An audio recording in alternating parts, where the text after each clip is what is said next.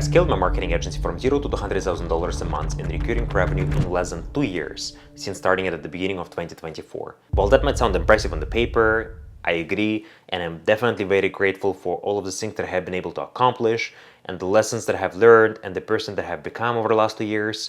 The truth is, it all came at a cost, and that cost was pretty significant, probably greater than what I could have imagined back when I just started this out 2 years ago. And that is the reason I'm recording this video. You see, the gurus who sell you on the dream of starting the marketing agency and making millions of dollars of profit per month while buying back your time and having this freedom of doing nothing and having the business run by itself, they don't mention that cost. They only talk about the upside, but they don't talk about the downside. They don't talk about the grind that you have to go through in order to get to that promised land. And that is the whole reason I wanted to record this video, to prepare every single one of you guys, wherever you are in that journey. If you're just starting out and embarking on the journey of starting your marketing agency, or maybe you are already in the process of building it out, you have a small marketing agency and you're just stuck at the small scale, still trying to figure out how to go to multiple 6 figures per month and then eventually 7 figures per month, to fully understand what it's going to take from you. Because the truth is, you will have to make a couple of sacrifices. For me, I had to sacrifice quite a few things as well. I had to give up a number of friendships and relationships. I had to give up my weekends, pretty much all of them over the last year and a half up until a couple of months ago, just when I was able to figure out all of the systems and processes and hire actual A players on my team who did not need my oversight to fulfill on those systems. And also give up on the balance I had in my life before the agency, because I was always a very balanced individual.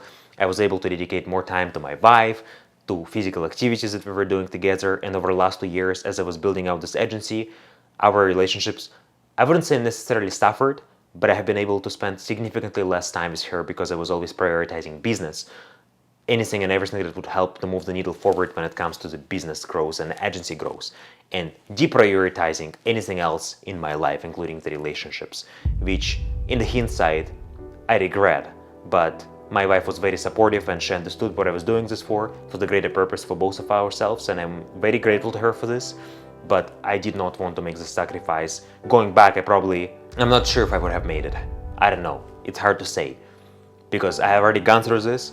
But when I was going through it in the moment, it was feeling very difficult for me mentally, and I at times wanted to stop and drop everything because I felt like it wasn't worth it after all.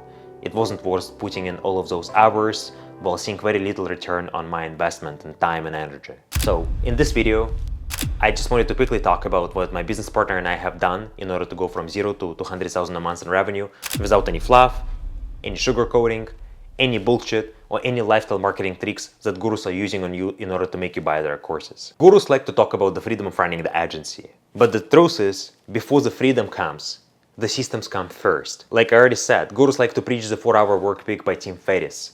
I love that book and I love that principle, but you have to understand that before the 4-hour work weeks come, 80-hour work weeks come first for years. You have to implement all of the systems and all of the SOPs and processes before you get to remove yourself from the business. At the very beginning, when we just started out, I was the main person responsible for all of the fulfillment. I have the business partner and he's responsible for running sales. I will talk about it in a moment. I was the one responsible for all of the fulfillment. What that meant is, when it came to actual client work, advertising strategy, campaign management, creative strategy, creative management, SOPs, processes, project management boards, all of that was on me, and all at once. And the faster we scaled, the more sacrifices I had to make. I had to stop going out entirely. I had to cut out the daily walks with my wife, which we used to do every single day for a number of years. I had to pause it at least temporarily so that I could have enough time to do the client work and client fulfillment at scale, because we were growing so fast, while not having enough people on our team, that I had to still do a lot of work myself, even though we already had some team members join our team and already had put together some of the processes and systems in place.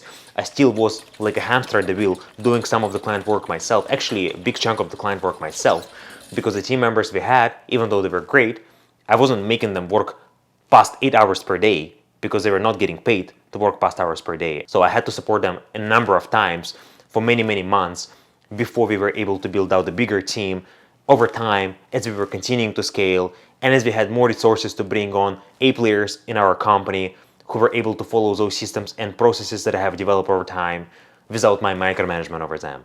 And then as I brought them on, they were able to help improve those systems and also develop their own processes, which would allow us to scale even further. But there was that stage in our agency where I had to be both a leader and employee at the same time.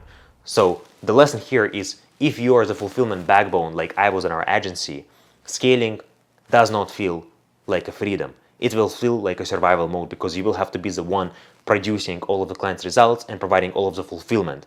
Even when you have the team in place, just because the team has a limited number of hours per day when they're working, even if they're very effective, if you scale aggressively, there will always be more work than there's people on the team, unless you're willing to basically go negative on the profit and loss and like understand that you have to hire people now and take a temporary loss on your profit and income statement because you want to buy back more of your time. We were not willing to always do that, which is why we were hiring slower compared to maybe some other companies.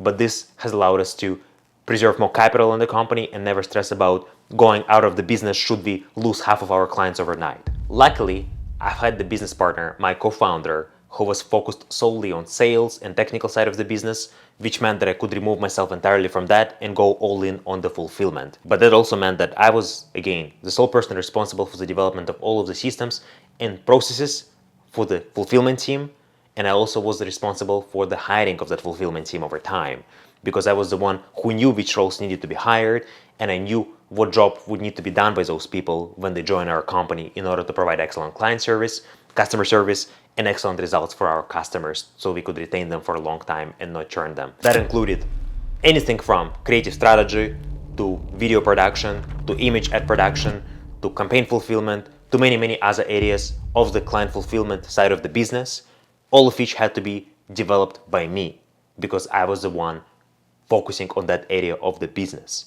And it took a lot from me. It took a lot of time and energy, I'm not gonna lie. Developing the SOPs is never fun, but it's ultimately something that you have to do, and you have to look at it as a short-term pain for a long-term gain. You have to go through it once and just sacrifice a couple of hours to then buy back your time infinitely, because once you have that SOP in place, you just need to focus on hiring the right people, and when they join, they will be able to execute on that SOP without your micromanagement, and then over time help improve that SOP and develop new SOPs for future team members and for future services and future scaling.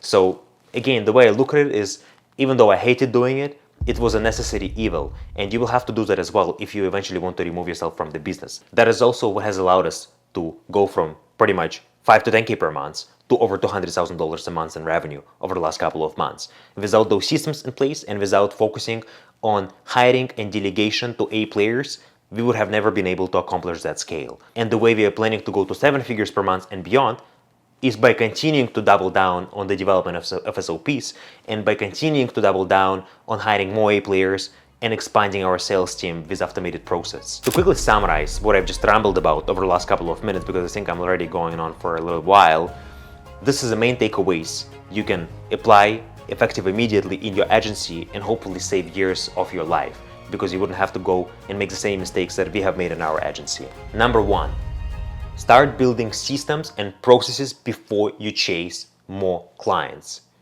I cannot stress this enough.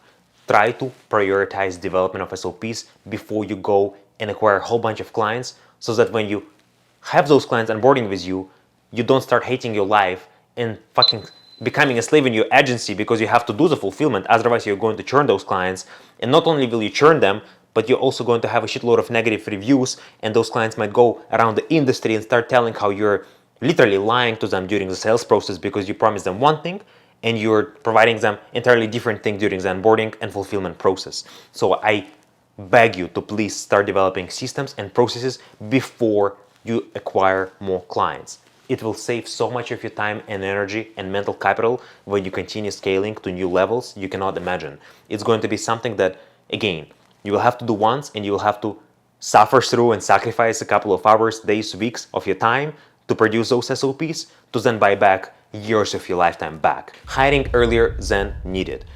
As you already heard me, guys, we didn't hire early, and in hindsight, I probably would have hired for some of the key roles that has allowed me to buy back a lot of my time sooner.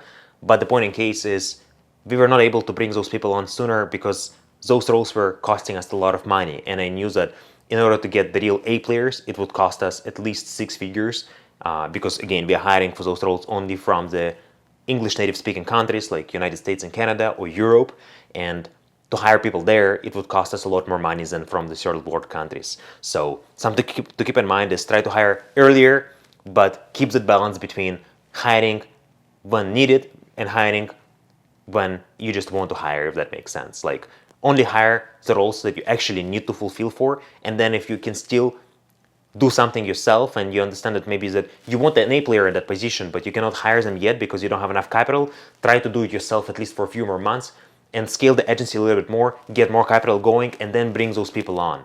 Unless you're willing to put yourself in a position where you know that at any moment, if you lose half of your clients overnight, you have to fire half of your team because you are paying too much in the payroll. Number 3, I think you already heard me saying this as well, growth without leverage or without buying back your time, at least in some roles, when it comes to the fulfillment, means burnout. I've felt the burnout, honestly, at least 3 or 4 or 5 times. Honestly, I felt it every single month, a couple of times per month, and a few times I felt it so bad that I wanted to fully quit the agency. I literally wanted to stop it, fire all of our clients, and go do something else, go back to my corporate job, because it felt like I was literally a slave in my business. Even though I was getting paid a lot, more than in my corporate job, when you divide it by the number of hours I was working, I was literally getting paid as much as a Starbucks barista, which was like literally not worth it. Like, I don't know how to say that. Like, literally not worth it. I'm sorry. I would rather go and work 8 hours per day and get paid more per hour than slave away my entire day and get paid more, but then get paid per hour as much as barista. And then point number 4, kind of tying back into the point number 3, is try to protect your energy. Don't burn out. Because if you burn out, you will not be able to show up every day with enthusiasm, and you will not be able to lead your team the way you need to lead them so they could do the best work for your clients. Even though I don't rely on motivation when it comes to my team management, I am more about systems, and I advise you to be more about systems as well, because systems and processes are much more scalable than the motivation. You still have to be there for them every single day, and you still have to encourage them to do their best work, even if they rely on systems primarily for the fulfillment. These lessons costed me a couple of years of my life, but I did want to share them with you, and I do believe that now our agency operates really efficiently and with much less involvement from both my business partner and I, because of these systems and processes that I've been able to implement in place, and because of our decisions to hire A players only, which I think the hiring video will need to be a separate video. I definitely would like to talk about that in more depth, but make sure that you're hiring only A players, and I know it's very difficult to make sure that you're hiring only A players, but the problem with hiring anybody other than the A players is you will not be able to buy back your time. Even if you have the systems and processes in place, B players, they cannot manage themselves. They can't. You will have to literally micromanage them every single day. You will have to follow up on the tasks in your project management boards, asking for the status of completion, pushing them to follow up with clients if they haven't done so, pushing them to do the work that is already needed to be done, but like they're just not able to do it by themselves. I don't know how to say that. When you hire the A players, if you have the B players in your agency right now, when you hire the real A player, you will see the performance difference like day and night.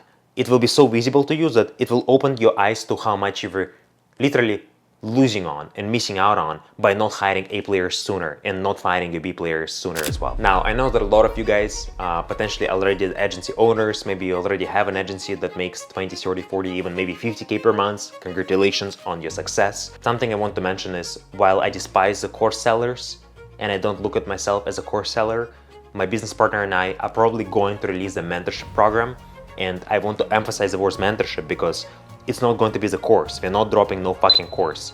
It's going to be a mentorship where both him and I will be fully present with you on the calls every single week.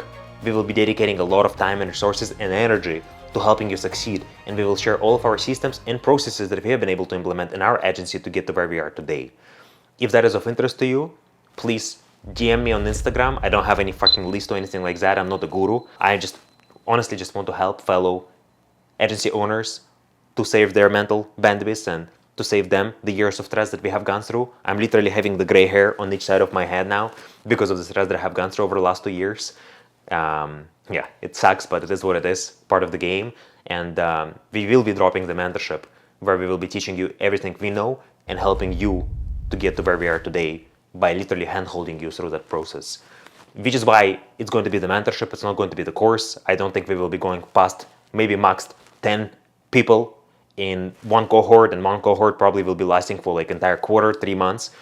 And the program will probably cost, I don't know, even know yet, I don't have the price, but I'm thinking we will be charging anywhere between $10,000 to $12,000, just because it's going to be requiring a lot of time from both my business partner and my side, and we are going to be there to help you get to where we are today, which in my opinion, if you can get access to all of our systems and our thinking and our processes and our hiring framework, it's worth its weight in gold. Because like if you're now at 50K and we can take you to 100K or 200K, the investment is paid by itself. Like, it makes no sense to not go with us. But again, I'm not going to sell you. It doesn't matter if you go with us or if you go with gurus who are selling you courses. I care about the success of every single person who would be working with us, because I used to be a personal training coach back in my previous life, and I always honestly didn't like doing it because I was always so invested into the success of my clients that it was taking a lot of my mental energy and bandwidth. And I know that for this program, because it's costing a lot more than the personal training was costing back in the day when I was doing it for the clients, I probably will be heavily invested into your success, and it will be taking a lot of my mental energy and bandwidth, and I'm not even sure if it's worth doing it, to be honest. I'm still debating if we should do. Please let me know in the comments if I should do this or if it's a stupid idea.